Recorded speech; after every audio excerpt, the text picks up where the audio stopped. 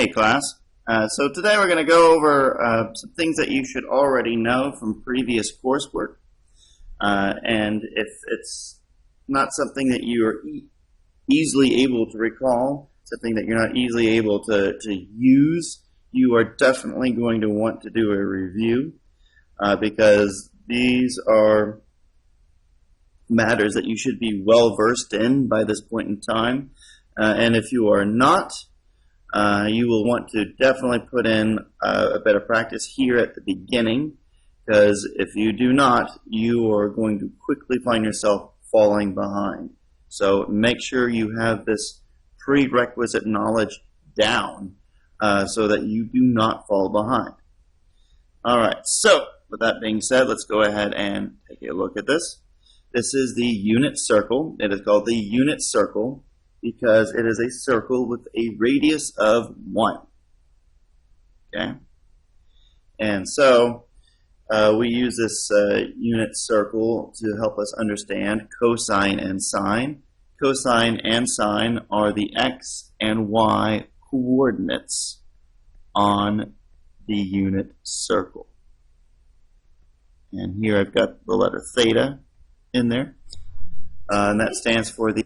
And as you can see here, we've got all the degrees, 30, 45, 60. This one's 90, the right angle.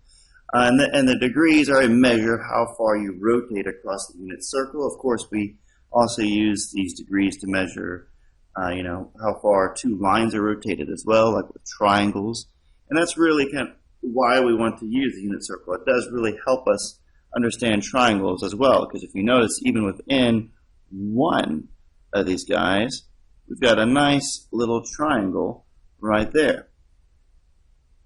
And not just any triangle, but a right triangle going on here.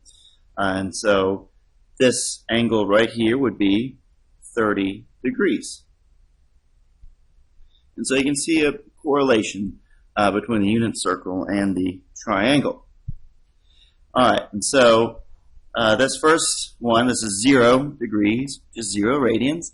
Note that also, if we did one full rotation, 360 degrees, that brings us right back where we started, so we put 0, 2 pi, where 2 pi is one full rotation.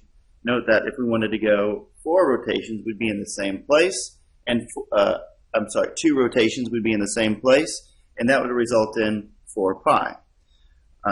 Also, if we want to do 4 rotations, that would be a radian measure of 8 pi. Alright, so the x and y coordinates here, well, we go to the right one, and then we stay put. So cosine of 0, or cosine of 2 pi, if you will, is 1, and sine of 2 pi is 0, or sine of 0 is 0. Now this next guy, this 30 degrees, this is pi over 6. And the cosine of pi over 6 is square root of 3 over 2. And then the sine is 1/2. Alright? And then for 45 degrees, that is pi over 4. And this is going to be root 2 over 2. And then root 2. All right, and now for the next guy, 60 degrees, that's going to be pi over 3. And this is going to be cosine of pi over 3 is 1/2, sine is square root of 3 over 2. Note that this is this guy, but reversed. Alright, next one, the right angle, 90 degrees. Well, 90 degrees, it's the same as pi over 2. Okay. And so, for this next quadrant, this is quadrant 2, it's going to be kind of a mirror image of that first quadrant.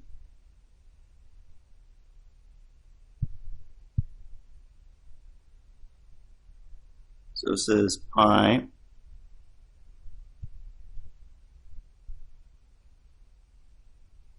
right? Pi over 3 is how it starts.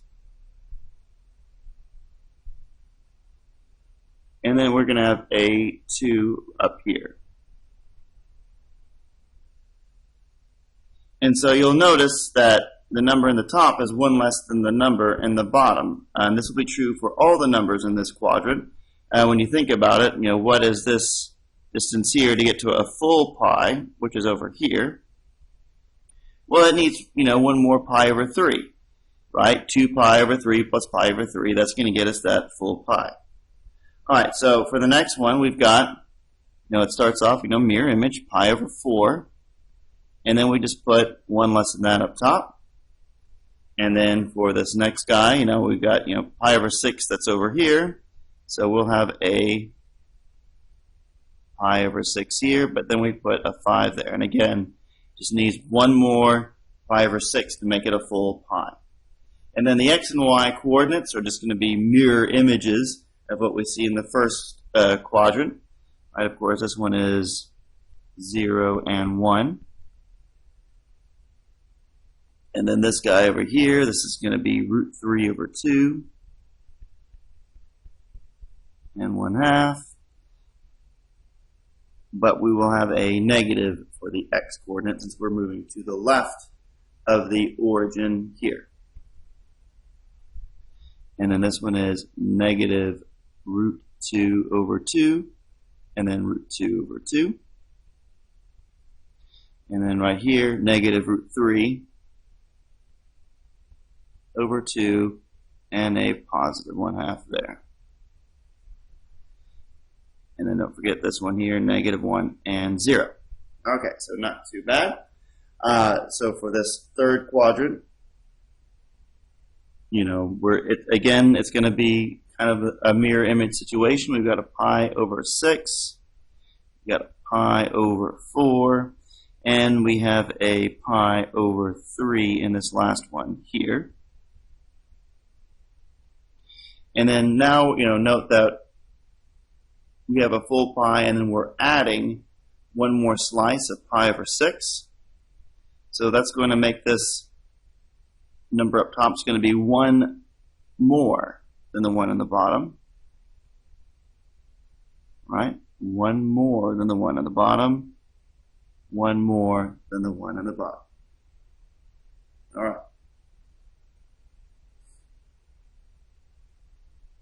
And then we'll also have the same thing over here. This will be 3 pi over 2. And so now we're in the third quadrant, so both the x and y coordinates will be negative. So we have these coordinates here.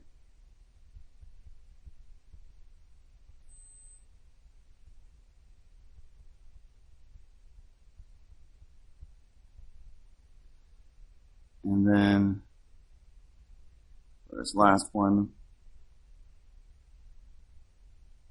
pen will write. It is.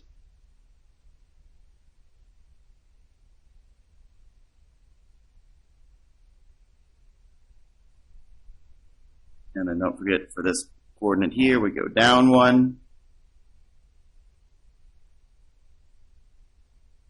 But we go, do not move to the left or to the right. So it's coordinate 0, negative 1. Okay, so now we are going to be getting into the last quadrant. And so again, we've got a pi over 3, and it's going to be a 5 in the top. And notice that the 5 is twice the number in the bottom minus 1.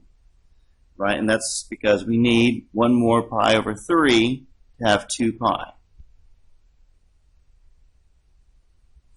And so here we got a pi over 4. Double 4, that's 8. Take 1 away. Makes that a 7.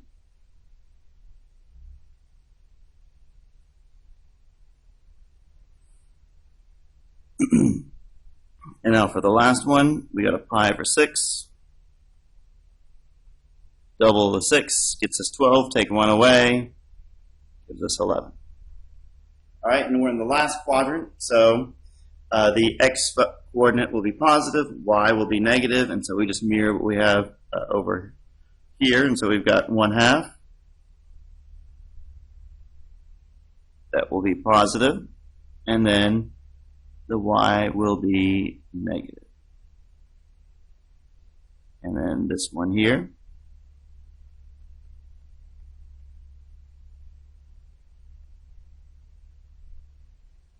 And there we go. And so you can kind of summarize the big idea here with, x is always a function of theta, and y is also a function of theta on the unit circle. And what is that function for x? It's going to be cosine. And then for y, it's going to be sine.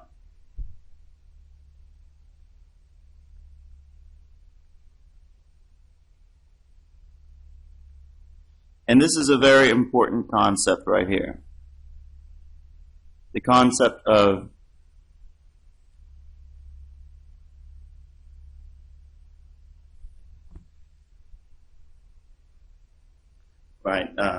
that is, wherever you see the theta, like if I said what is, for right here, if I said f, what is f sub 1 of pi over 6? Well, then that is simply cosine of pi over 6. You see, I'm replacing theta with pi over 6. And we can see from the unit circle that the cosine of pi over 6 is root 3 over 2. And so that would be that particular value for x. So the concept of what a function is and that function notation, you definitely want to make sure you have that down. If you do not have that down, you are definitely going to have some problems in this class. So make sure you understand that well. All right, so now let's look at some useful identities. This is called the conjugate, right? The word conjugate should be an active part of your vocabulary, your mathematical vocabulary, that is. Right? So this situation you have right here is called a conjugate. Note we've got an x plus a followed by an x minus a. And then the result is simply x squared minus a squared. And so you might be wondering, why is that the case? Well, if you just FOIL this guy through, you got x times x is going to be x squared. And then x times a, that's going to be right here. And then we distribute this a. A goes to the x, so that's going to be, I'm sorry, that's, I should put a minus here. And then plus xa, and then now we go to the last one,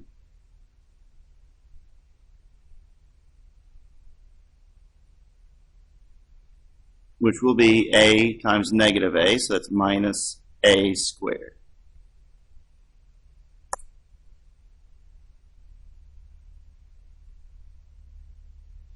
And so note that negative x plus a plus x times a. Those cancel out, so we have x squared minus a squared, and what does that get us? Exactly what we had here. So so anytime you see this situation here, note that this is what comes out of it. All right, x plus y squared, that's going to be x squared plus 2xy plus y squared. Note that we've got a 2 right here, 2 times this guy and this guy.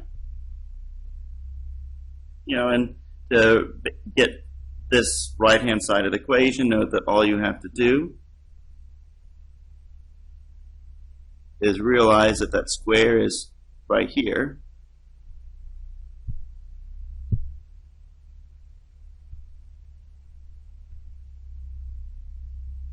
Means that the left-hand side is x plus y times x plus y. FOIL this through. X times x. is simply x squared.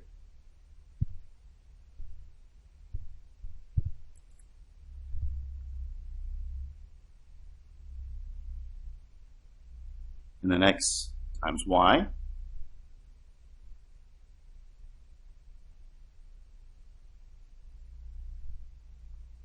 And then we have, y times x.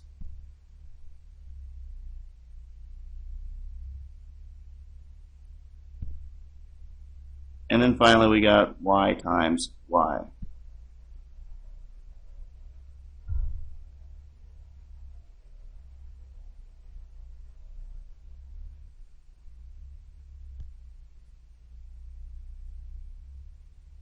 So we're going to combine those two. So we have x squared plus 2 times xy plus y squared, which is what we have on the right hand side. So that's why that one is true.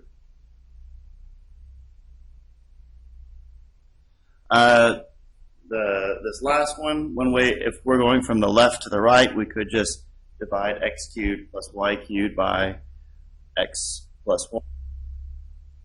So let's go ahead and do just that. So we're going to be looking at the left-hand side, and we've got x plus y multiplied by x cubed plus y cubed divided by x plus y. And you'll notice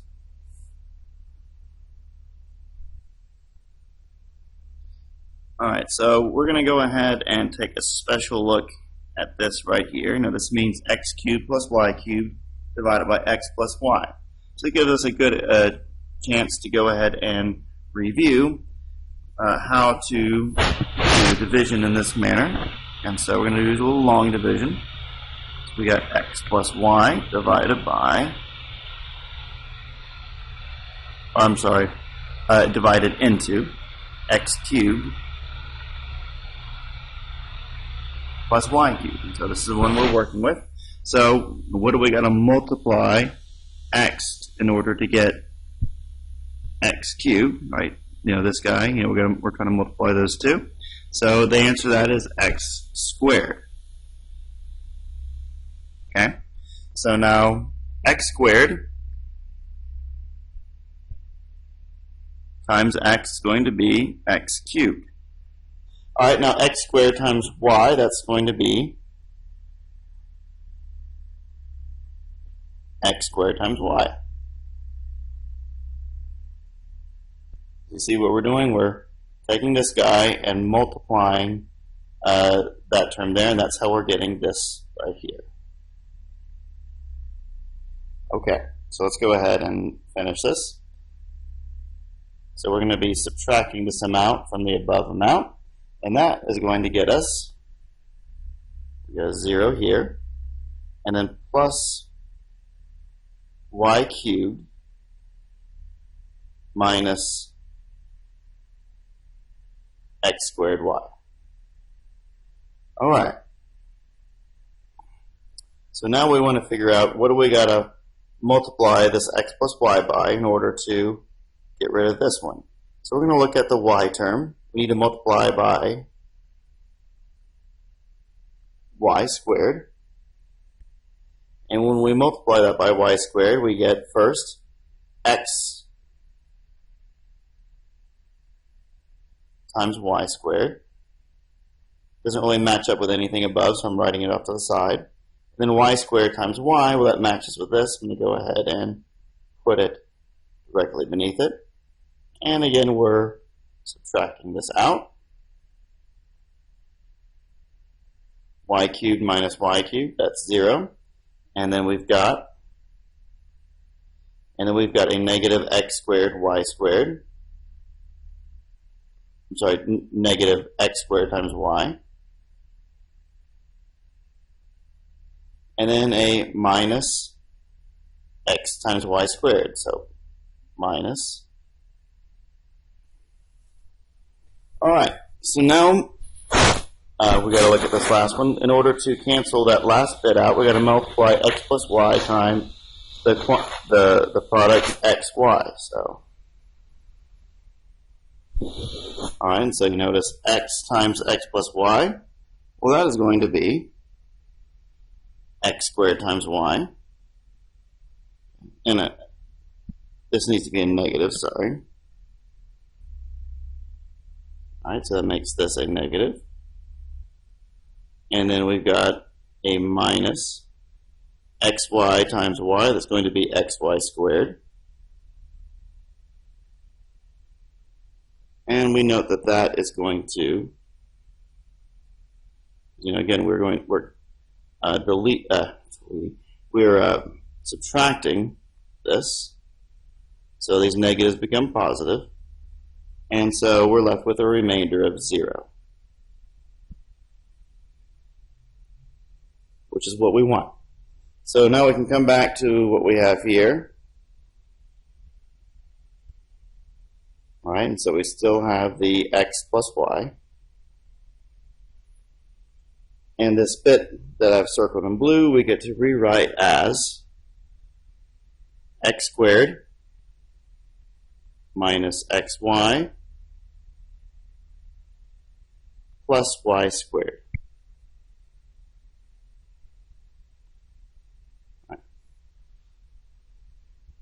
And so that's why that one's true. And so the reason we went through the proof of this one is that it's a very good review of the x cubed plus y cubed and how you can separate those two out.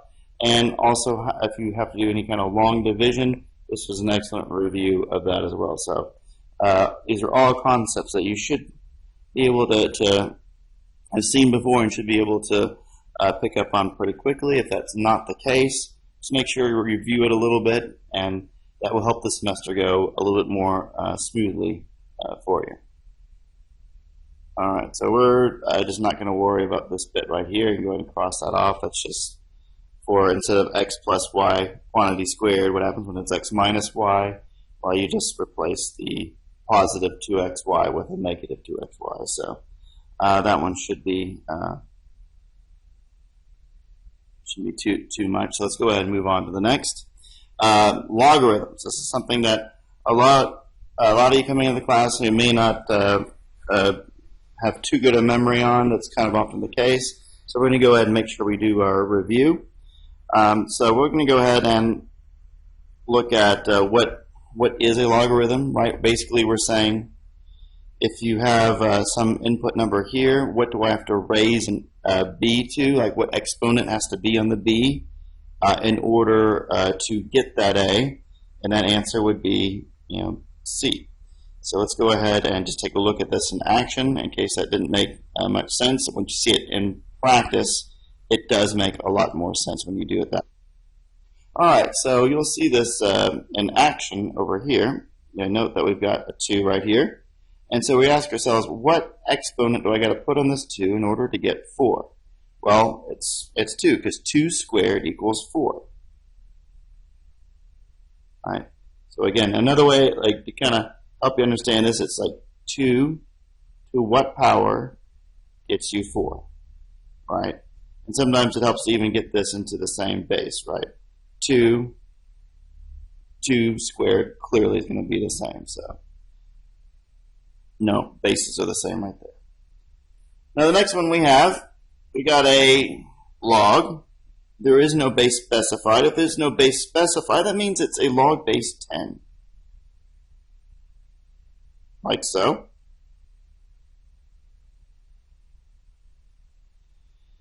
And then note that this is now 1/100th, and so this is a log base 10 of 10 to the negative second power, negative 2. All right, so let's get into a little more general territory. But over here, before we do, let's go ahead and take a look at the natural log. Anytime you see a natural log, that's going to be ln, of some number. Let's go ahead and put, in general. Well, what this means is it's going to be log base e of that number. and E is like 2.7 with an infinite number of decimal places. Alright, so let's look at this in more general. Log base b of b raised to the x. Well, clearly that's just going to be x. Right? And so what this shows you is that the logarithmic function and the exponential function, granted that they're using the same base, it's going to be an inverse of each other, right? The input here was x, and then the output was x. Now, does it go in the other direction? So we got y equals b raised to the log base b of x. All right, so here what we're going to do is take the logarithm of both sides.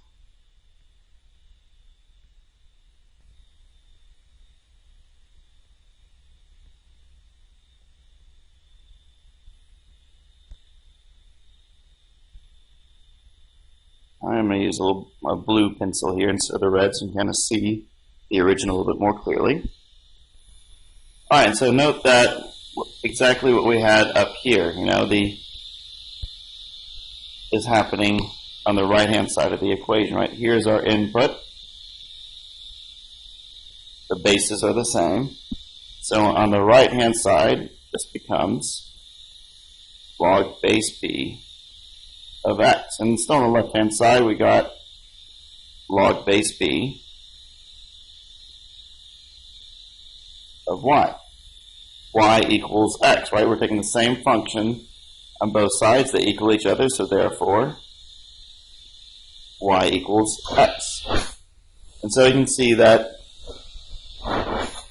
the implications for right here is that this can be rewritten as x equals b of log base b of x, right? Input equals the output. So the inverse relationship works both ways. So note that the only solution for number 4 is y equals x, as we covered. Input equals output. So what I'm going to have us do is we're going to open up a program called Desmos. And we are going to look at these 3 equations. Alright, so this is the website, Desmos. I definitely encourage you to get on here and start playing around with it. So let's go ahead and graph our 3 equations. So we had y equals b raised to the x. And if you go ahead and put a slider for b, we want b to be, we always want it to be greater than 0, so let's just put 0.01, and we'll have it go up to 3.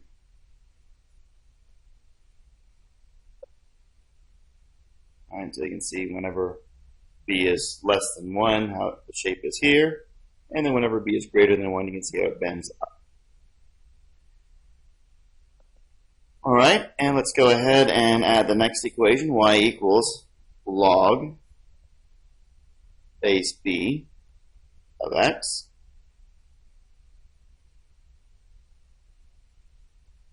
And then finally y equals x, and let's make this one just a bit of a dashed line.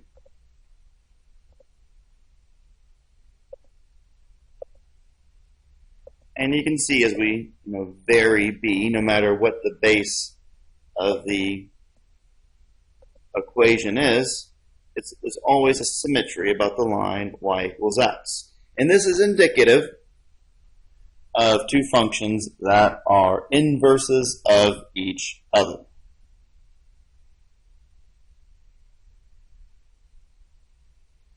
Alright, so let's move on a little bit. And let's go ahead and take a look at some of these basic logarithmic identities. Right? This first guy right here, this says that you can use a logarithm to take multiplication that you have on the left-hand side and turn it into addition. Then the next one that you see here this shows you that you can use a logarithm to take division and turn it into subtraction. And then this next guy here, this shows us that we can use a logarithm to take an exponent that we have right here, and that exponent will be turned into multiplication.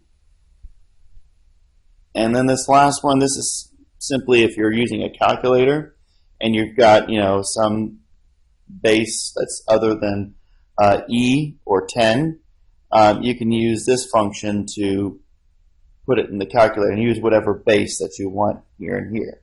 So, let's see, I don't think I have a specific example, so we'll go ahead and use one right here. So let's say you've got log base 2 of 5. Let's say that's what you're after. And you want to plug that into the calculator to get a numerical approximate. Well, you could still find it by saying, okay, well, log base 10 of 5 divided by log base 10 of 2. All right, you can see that the base that was over here is now being right there, and you're able to use whatever base you want. And this is log base 5 divided by log of 5 divided by log of 2, using a base 10 in both instances, is something that you can punch into your calculator. All right, so let's use the above identities to solve these equations. So first off, we've got a subtraction, and we're going to use this guy here to turn that into division, so that we have the natural log of 6x divided by x plus 1 equals the natural log of 4. Now we want to get rid of the natural log, so we're going to apply the exponential function to both sides, right? Same base. And so on the left-hand side, we've got 6x divided by x plus 1. On the right-hand side, we simply have 4. And now it's simply a matter of solving for the x. And so we have 6x equals 4 times x plus 1. Right, multiply through like that. Subtract 4x from both sides, and we have 2x equals 4. Divide both sides by 2, and we get x equals 2. And there is our answer for that one. And now for the next guy, we can go ahead and realize we've got square root here. So this is the same thing as log base 16 of x plus 1 raised to the 1/2 exponent. Right, the square root is the same thing as a 1/2 exponent. It's called a rational exponent. That is something that you should be familiar with. And we're going to use our identity up here to take that exponent out. All right, so this is going to become 1/2 log base 16 of x plus 1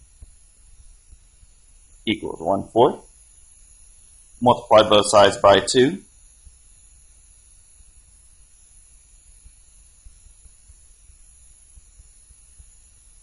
Get this guy. And now we're going to apply the exponential function to get rid of the logarithm. Right, so we got 16 as the base on both sides. So on the left-hand side, it simply becomes x plus 1. 16 to the 1/2 power, right? That's going to be the square root of 16.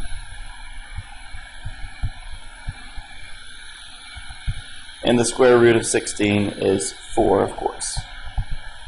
Now we subtract 1 from both sides to find that our answer is 3. Okay, so now let's go on to the next one. All right, so we got the log of x squared equals the quantity squared of log x. So we're going to go ahead and get this exponent out of there on the left-hand side so that we've got 2 times log x equals log x